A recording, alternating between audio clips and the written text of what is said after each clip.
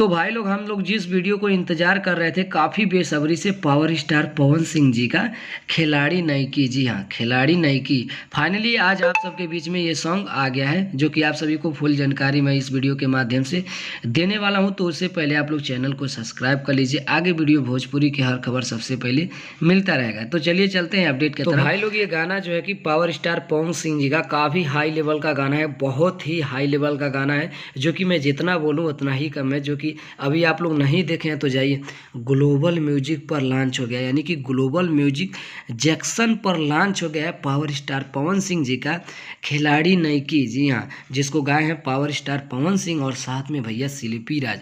बहुत ही जानदार वीडियो है, बहुत ही जानदार ऑडियो है, क्योंकि अभी तक तो आप लोग सुने ही नहीं तो कैसे जानेंगे।